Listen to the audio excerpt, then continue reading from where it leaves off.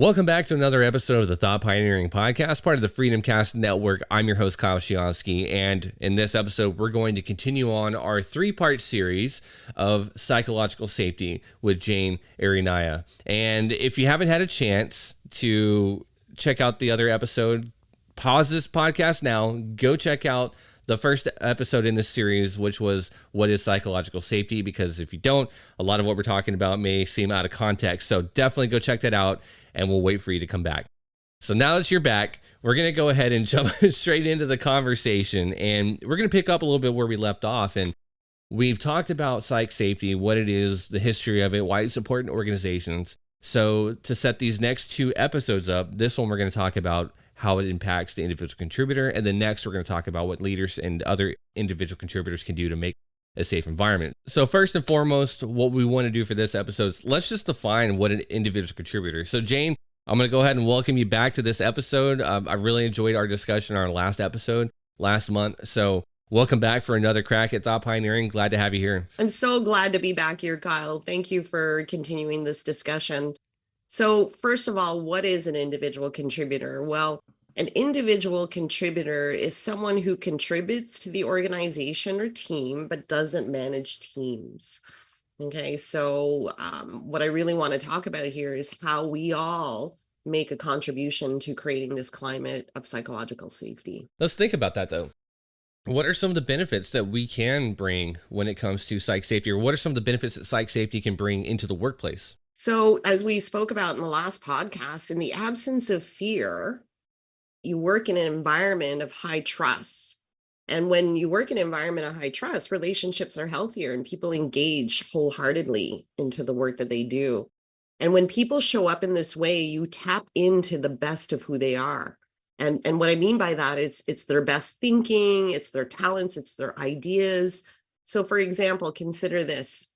You have an employee who has an idea that has the potential to make your company millions of dollars. But because they're afraid to bring it up for fear of being ridiculed or for it failing, they decide not to share that idea. Who loses there? Company. Yeah, the company, big time. Yeah. So, and another scenario you can consider is where an employee sees a flaw in a faulty part that really puts your customer's physical safety at risk, but then decides not to say something because they're afraid that top management might get defensive. Wow, that could be a liability to your company. So, when it comes to the workplace, I think that not only do we want to create an environment where people feel good about where they work and feel good about themselves and the people they work with, but boy, does this have a huge impact to your business. And it really helps because as you think about like the contributor themselves, they're at the ground level, they do the work, they know what can make the biggest impact. And I used to work in a continuous improvement group, and we valued having the people, the individual contributors, the people that were doing the job in the room making the decisions, and that created a safe environment. And you could see it at these are like week-long events too. At the beginning of every event, they're very quiet. They're like, oh, I don't want to say anything. I don't want to put a target on my back. I don't want to, right? If you listen to our last podcast, I don't want to stick my head out of the foxhole. Yeah. Everyone's real quiet. Well, as people start having, and we kind of coax them like, hey, it's okay. It's a safe environment. We're not going to come down on you. This isn't like if there is an incident, or especially if safety is related, we want to know from the people that are doing the job, what can we do to make those minor improvements that'll make, for one, the job safer, two, make your life a little bit easier as an employee. Yeah, when you break that barrier, they started contributing their ideas. And next thing you know, you're saving, and I'm not saying like you save billions of dollars, but you save, $100 a day extrapolated over 365 days. That's not an insignificant amount of money. So again, you look at how it could benefit the company, the employees, and also the shareholders. Yeah. And when you really think about it, so say you have an organization of 500 employees, you have 500 minds and talents to tap into, and those are the eyes and ears of your workplace. So to your point there, Kyle, when you say that they're closest to the work, my gosh, we rely a lot on those eyes and ears to let us know when things aren't done right, or things are, a potential liability, all of those things. So I think you really have to look at it that way. And it always made me laugh when higher ups would make these decisions about, a restaurant renovation, for example, but they don't tap in and find out, what's the best way to do this from the servers, the people that actually work in the restaurant. So it's important to create a culture where people feel included so that you can tap into their best ideas, opinions, and suggestions. And also for people to feel courageous to speak up candidly without fear of, being punished or humiliated or embarrassed. Absolutely. And I'm actually going to pull from Leader Factor, which I know you're certified in. And so I'm going to use some of their language too. When it comes to contributor safety, when a contributor safety is present, then we feel safe to contribute as a full member of the team, using our skills and abilities to participate in the value creation process. We lean into what we're doing with energy, enthusiasm, and we have that natural desire to apply what we've learned to make meaningful contributions. Now, when the contributor safety isn't present, then your desire to add value and contribute in a meaningful way really diminishes, and you become a glorified order taker doing the tasks the tasks that need to be done without the passion or the energy. So that's essentially why we dislike the micromanagers. And so they don't give us that freedom, they don't give us that discretion to reach our potential. So that's taken from Leader Factor and what they have to say about contributor safety. I love that. And I love that book, and I've learned so much from that book. But to your point there is that if you want people to be robots and be mechanical, then fine, don't ask for their ideas. They'll just do what they're told. But my gosh, we're not benefiting from the talents of the people we have in our work environment if we do that. Oh, absolutely. And back to creativity, like what we talked about in the last podcast, you can't command creativity, can't command energy, enthusiasm. That's not something that's part of a job description. So you have to create the conditions so people feel conducive to bring that enthusiasm and that level of energy into the work that they do, and creativity to the work that they do. I get to choose whether or not to share this idea. Right. You don't know that I have this idea, but I get to choose to share it. So if we can create an environment that's conducive for people to want to share it, because they're passionate about the work that they do, that they care about the organization, and they're engaged, well then, my gosh, you can tap into that so much more as an organization to drive your business forward. And if you're in an environment that, and I kind of talked about this in an earlier episode, but when it comes to the dominance hierarchy, when you first get into a role, the last thing you want to do, a lot of people are like, I don't feel safe coming in just like day one on the job, challenging the status quo. Y'all are doing that wrong. Here's a better way of doing it. You kind of have to understand that. That's like my advice to everyone, is understand the job first and then build the credibility within. That's the best way to get the buy-in. And you might have that idea, but really understand how that idea works. But a lot of times organizations will weed those people out at the very bottom of the dominance hierarchy. And so all that you're left with to promote from is a pool of people that think exactly how you want them to think. And they're those glorified order takers. And what you've done is you set yourself up generationally for failure. Yeah. And then all of a sudden something happens. Crisis is the cradle for innovation. You need to be an innovative company. You have to pivot. Maybe it's a new idea that comes into your market. It's a very competitive idea. And now you have to pivot. And you're not set up to do that because you've created an unsafe environment psychologically. Yeah. So that way nobody has the safety to bring up those ideas. That's right. And I think it's equally as important for leaders to invite those ideas. Like, it's one thing to say, you know what, we have a speak up culture. We want to hear your ideas. If you've got any questions, you can come to my office. Like, I think that's great. But if you're going to declare that, I think we too, as leaders, need to be intentional and invite people to share and make it safe for people to share opinions and ideas candidly. So it's also very important is, how do we respond to that as leaders? Because that's going to determine their behavior down the road. So if somebody does bring up a great idea and I shut them down, or I say, oh, that's not going to work, well, then obviously they're not going to share ideas later on down the road. So it's very critical that, as an individual contributor, that not only are we courageous, but that we also create this environment for our colleagues to share as well. Okay. And leaders to do that as well. Well, that's also a good point too, because I often think that, leaders have a great well, leaders have a lot of influence, and you can influence Yes. things positively or negatively. They have an influence on the safety that they create, the environment that they create, how safe it can be. I also think that our teammates can also create an unsafe environment, and I see it happen a lot more without the leader even knowing. And that's Mm, why it's important as a leader not to micromanage your team, but to be connected with your team, because you have to have a good pulse on how things are going. Not saying right. you have to stand, be a helicopter, like a hovering manager or a Yeah. leader, but a lot of times a lot of the ideas get I would say they get dampened at the team level, not Mm, necessarily the leader. And so yes. as individual contributors working on a team together, we also need to be cognizant of that and say, well, what kind of environment are we creating for our teammates? And Right. I'm guilty of it too. I've definitely and that's like the law, like the kind of when you go back to the innovative process. Yeah, I might think I have a growth mindset, but then there are certain things that I don't have a growth mindset on.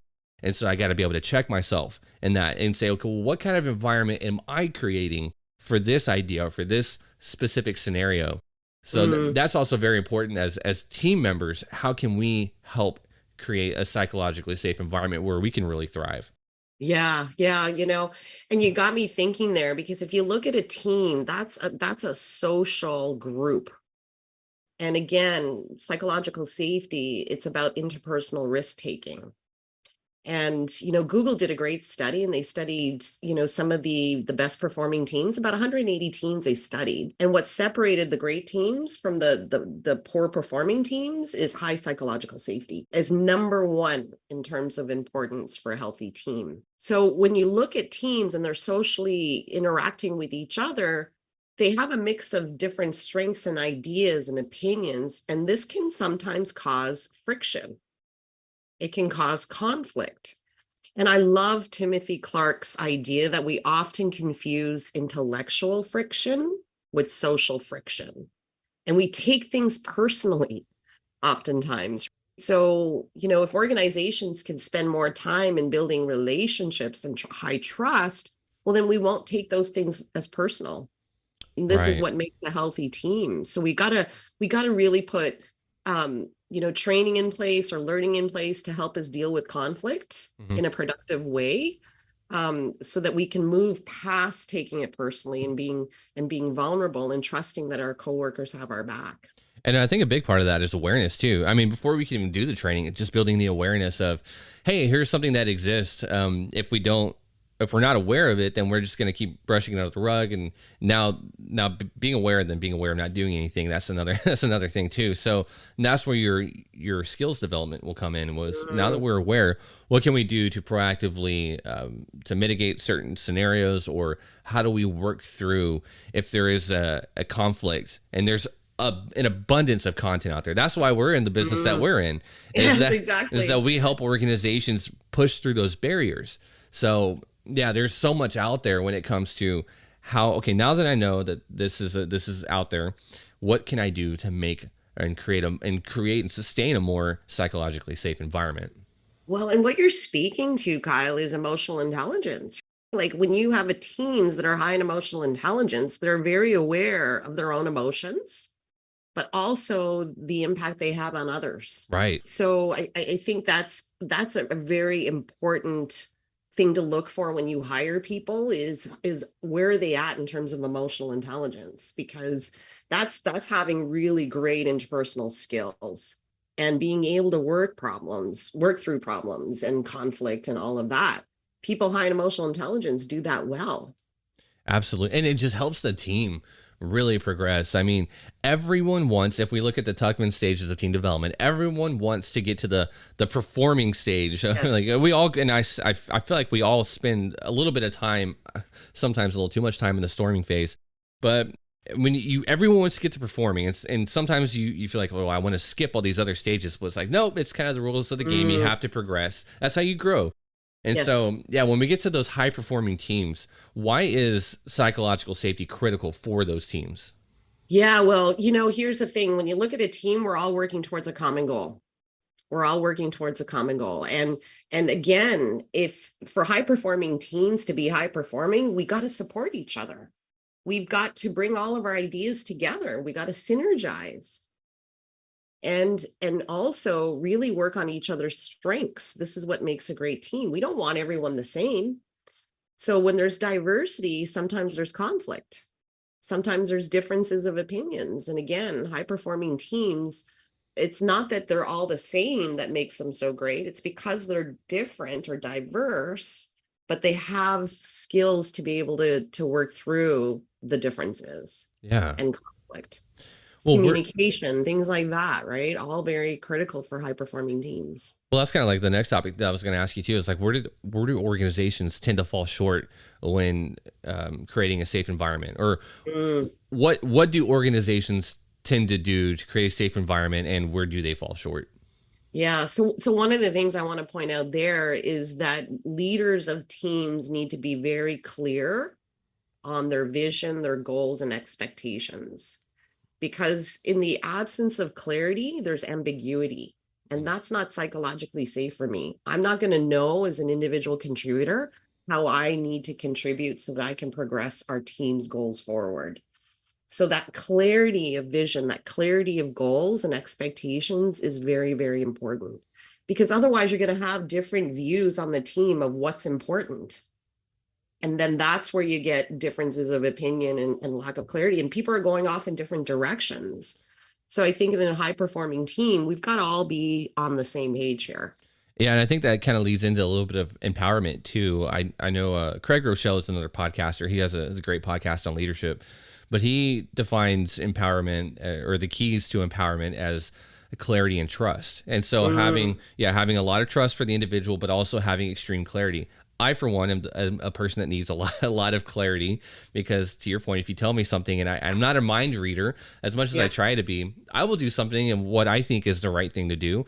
And we all might have 100 different definitions of the right way of doing things, and it might mean something different to 100 different people. So that right there, I'll come out with something that may be really good, but it's not what you're looking for. And if as a leader or even as a team member, I didn't clearly articulate that, then what am I going to do next time you give me a directive? I'm like, I'm going to be a little hesitant. Yeah, absolutely. And and here's the thing, like when you've got teams, you're going to have some really top performers on the team, but then how are we handling the low performers? Because here's the thing, what really disengages top performers is if we're not holding those low performers accountable. Okay. So you got to maintain the level of standard. And again, if you're clear in your expectations, okay, the likelihood of everyone performing high is better. But if you're not dealing with those that aren't doing their pulling their own weight, well, then that's going to disengage your top performers easily. So there's this accountability piece that I think is also very important. And accountability is such a negative word, and we often associate accountability when someone does something wrong. Oh, right. Yeah. But when we recognize great work, that's holding people accountable for great work. Yeah. I think we need to be very mindful of the positive things and the great things that our people do as well.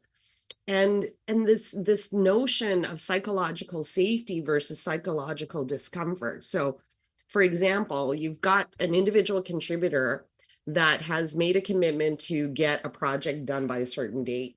You as a leader, you followed up with them 2 times. Now the third time, okay, who's accountable there?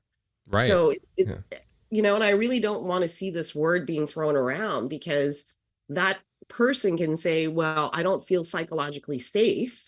But who's that on? We all have a responsibility to do our jobs and to do it well. So, but who's that on?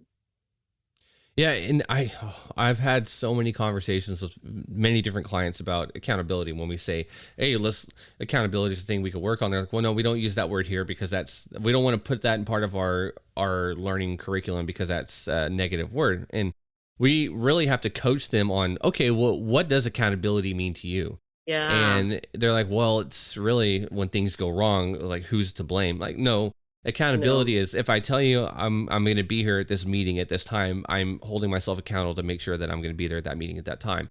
I'm also holding myself accountable to the wins and the successes and the failures that happen along the way. So it's more than just like when things go wrong, who's to blame? Oh, they're accountable for it. Yeah, exactly. So we have this negative connotation to the word. So I think we need to change that. We need to look at accountability as somebody taking responsibility for both great work and when things go, not so great. And when it comes to the innovative process, I like to say accountability for me is, did I learn something when things go wrong? Because things are gonna, if you, and talking to the people I was talking to yesterday, they're in the military. They said when you draw up a battle plan, when the bullets start flying, that battle plan goes out the window. Like what you plan versus what you execute are completely different. But the job to be done, the commander's intent, everything is, the mission is still the same. Get to the hill, take the hill. But you have this plan drawn out, and that's sometimes how we act when we have a like a business project or whatever. It's like, well, we had this beautiful plan and we try so hard to make it go as we planned it, but we have to be agile. We have to make those quick minor adjustments. We try fast, fail fast, learn fast. And if we're not in a safe environment where we can feel comfortable doing that, when we hit that first barrier, we're like, you know what, we're just going to sit here. We're going to wait for we're going to wait for things to settle. And that's not what we want. Yeah. Yeah. Well, and one of the best ways to build psychological safety in your work environment is to create a culture of learning. Yes. Because when you create this culture of learning, what you're saying is that, yes, we're not going to be perfect. We're going to drop the ball sometimes. We're going to make mistakes, but let's learn from that. So when we talk about accountability, we hold people accountability for the mistake, but what I think we need to do is hold people accountable for the learning. Yeah. If you're not learning from your mistakes, then that's the true failure. And I'll say this all the time. Like, it's okay to fail as long as you learn from that. Like, because when you learn, you hear that saying, I'll probably butcher it, but if you want to gain knowledge, add something every day. If you want to gain wisdom, take something away every day. And that's where I think like the wisdom component comes in, is like, okay, I tried something, I failed, I learned.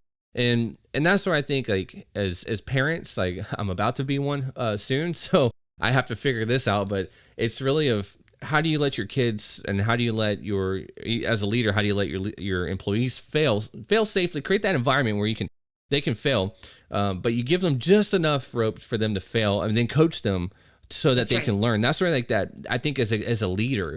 For me, some of the most impactful leaders that I've had have let me fail, which is hilarious. I'm like, I want a leader that'll let me fail. But if there's this invisible wall that I run into every single time before I run into a failure, then I'm never going to learn. I mean, let's be real. Humans, people, we're kind of hard-headed sometimes. So if we don't run into that and go through the experience, but then we also have to have somebody there with us to coach us from the outside. Say, hey, look, this is where you messed up. No, but here, hold us accountable, right, to that same, and not accountable to the failure, but accountable to the learning, and say, okay, what went, how did it go? What went wrong? What can you do better? And challenge us to just have that conversation. Yeah, absolutely. And, I think that when you create a learning environment, then leaders start to look at their role differently, because we know that the best leaders are great coaches. Yes, absolutely. So instead of managing people for when they do things well and not, then now they look at their role as a coach. Like, I'm going to help guide you. I'm going to help you learn, and we're going to learn through this together. And I think it makes it safe for everybody on the team to be able to help each other out too. This culture of learning is not just from the leader to the team or the individual contributor, but it's also to tap into your coworkers for learning as well. Yeah. So that really leads us into our last topic. We really want to designate the time for reflection and review. And as a team member, it's always, I'm gonna say always, it can be a good idea to, I stay away from always because that's an absolute, but it can be a good idea to ask your coworkers for feedback. Hey, what went well? And what that does, it really helps you break down some communication barriers, whereas you might be thinking, well, how did that go? Well, if you never ask your coworkers for feedback, that's one thing I really value, is if I'm going through a project, or say we're having a call with a client and I have a coworker, hey, I might set them up for success too. Like, hey, can you observe, give me some feedback, what I could do to improve? That's the learning right there. And so, and again, I'm holding myself accountable to the learning, but I'm also giving them the opportunity to help hold me accountable for my learning. And so I love that peer learning idea. Yes. I love it. Now, and that is so powerful, provided we have some tools to deliver that feedback well. Yes. There are so many different, what are some tools that you had in mind? Well, I think it's so important to, because again, psychological safety is about interpersonal risk. Right. So if I ask my colleague for some feedback, but they come across as very critical, Mm-hmm. it puts me down and not, where I don't feel confident, well, then that's going to affect my level of psychological safety. So Absolutely. I Yeah. I think if we can get better communicating that feedback, the even better. Yeah, because the last thing you want to do is say, all right, well, then it kind of the spiral downward, then kind of come 360 around. If I'm not going to have that person give me feedback anymore, I'm going to go to the person that I know Yeah, is in my corner. exactly. It'll make me feel good about it. And so, Yeah. yeah, and one of the models we used was the SBI model. I don't know if have you heard Mm, of that one? Yeah. So it's the situation behavior impact model. And when giving feedback, you describe the situation and timing is like the key to comedy. Timing is everything. But right. the timing for the feedback is critical. But the situation behavior impact, you start with the situation. Here's describe the situation, everything that happened, describe the behavior that it was observed, and the impact that it That's had. right. And that's how you provide that constructive or that constructive feedback, really. And the goal is for everyone to get better. That's the whole purpose of Yes. feedback. And we can Mm, go into all like the 3 different types of feedback yeah. conversations you'll have. So but keeping it high level, that's essentially a good method to use when giving someone some feedback, providing that Mm, feedback. yeah, absolutely. Because it takes the personal out of it. Yes, It yes. takes the personal out of it. And the other thing too is that when you build these relationships high in trust, I'm going to trust that, Kyle, if you give me some constructive feedback, it's because you want to help me succeed. Oh, yeah. I'm going to trust that. Like, so versus if I didn't trust you, then why is Kyle giving me that feedback? Oh, like I'd be suspicious, right? Yeah. So I Well, think it's all about relationships again. it is. And, feedback is kind of that trigger word when someone says, hey, I want to give you some feedback. You're like, Oh, I know. what did I do? And I still do it, even though our culture Yes. in the company that we work in is super high trust. And we're like, oh, it's great. But even I've been conditioned over the years to Right. feel like same thing with accountability, feedback and accountability. It's like the two cuss words in the corporate world, I guess. I don't know. So That's who right. That's knows? right. So we have to be very mindful of how we're communicating. Right. So I always bring up this one example, like a leader says to an employee, "Do you have a minute? Can you come into my office?" Yeah. What's the first thing the employee is going to think? Oh my gosh, I'm in trouble. I Yeah. did something wrong. I'm going to get Yeah. fired. Let me send out these resumes real quick. Hold on. Yeah. That's right, Yeah. because our brains are so wired that way. Like immediately we go to the negative. Yeah. So, and I have this personal philosophy that when I interact with people, am I elating them or deflating them? Mm, And I'm always focused on trying to help people feel good and elate them. So if I'm going to give some constructive feedback, I'm going to be very mindful of the words I use. You know? absolutely. Yeah. And that really ties into that learning really nicely because again and this is just my take on it, but if you're not learning, then if you're going into it saying I would like to do better, I would like to do something more efficiently, and you hit the failure moment, it's the grit that takes you through, you have to fail. But if you don't learn anything from it, then that's sort of the true failure. And worse, if you don't learn anything from it and just keep doing the same thing over and over again, thinking it'll change, that's insanity. So Mm, it's just one of those things to where you have to designate the time for review and reflection. And don't just examine the failures, examine the successes. You want to yes. know what went well, why did it go well, and let's continue to do that because that went Yeah. well. And so, yeah, you have to examine your successes and your failures. Yeah. Yeah. And I mean, there's some systems we can put in place. Like I love that on our team, we talk about what are some successes. Like we start off our meetings. What are some successes? What are some kudos that you want to give to each other? So that it starts off the meeting on that very positive high note, but it also helps reinforce a culture of, taking note of some of the great things people do. Absolutely. Yeah. So as individual contributors, we all have a part to play here when it comes to creating psychological safety. We often talk about it from the leader to the team, but I think it's very important that we all have a part to play because it is about interpersonal risks. It's about social interactions. Well, Jane, I definitely appreciate your time. That wraps up this episode. I Oh, know, right? It went go so quick. fast. So that wraps up this episode of Thought Pioneering. Next month, we'll have Jane back here as we finish off this 3-part series and discuss ways that we can all boost psychological safety in the workplace. If you like this episode, please feel free to smash that like button and share this podcast with your friends and family. And if you want to be notified when we launch more content from this channel, then go ahead and ring that bell icon to receive the alerts when the new episodes drop. We'll see you next month on Thought Pioneering.